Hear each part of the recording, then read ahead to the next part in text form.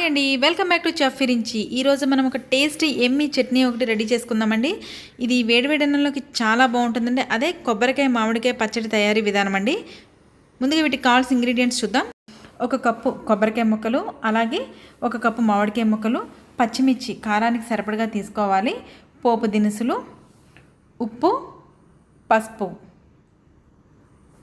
ముందుగా మనం ఒక మిక్సీ జార్ తీసుకుని అందులో కొబ్బరికాయ ముక్కలు యాడ్ చేసుకుని ఫైన్గా గ్రైండ్ చేసుకుందామండి. కొబ్బరికాయ ముక్కలు.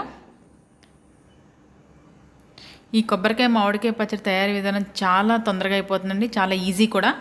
ఇది చాలా ఫైన్గా గ్రైండ్ అయిన తర్వాత ఇప్పుడు ఇందులో పచ్చిమిరపకాయ ముక్కలు, అలాగే మామిడికాయ ముక్కలు కూడా యాడ్ చేసుకుని, అలాగే 1 టేబుల్ స్పూన్ ఉప్పు కూడా యాడ్ చేసుకున్నామండి. ఇప్పుడు ఇందులో ఇవన్నీ కలిపి మళ్ళీ మొత్తం ఒకసారి గ్రైండ్ చేసేద్దాం. చూసారా ఎంత మెత్తగా గ్రైండ్ అయిపోయిందో.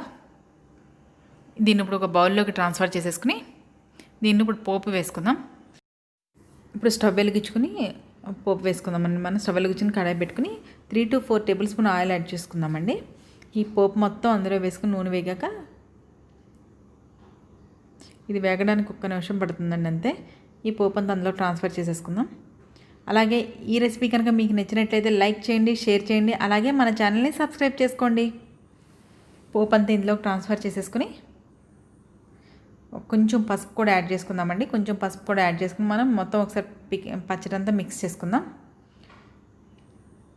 చూసారా ఎంతో టేస్టీగా ఉండే కొబ్బరికాయ మామిడికాయ పచ్చడి రెడీ అయిపోయిందండి. మీరు కూడా ఈ విధంగా ఒకసారి తయారు చేసి నాకు కామెంట్ రూపంలో షేర్ చేయండి. అలాగే మరిన్ని టేస్టీ రెసిపీస్ కోసం మన ఛానల్ని సబ్స్క్రైబ్ చేసుకోండి. Thanks for watching my videos.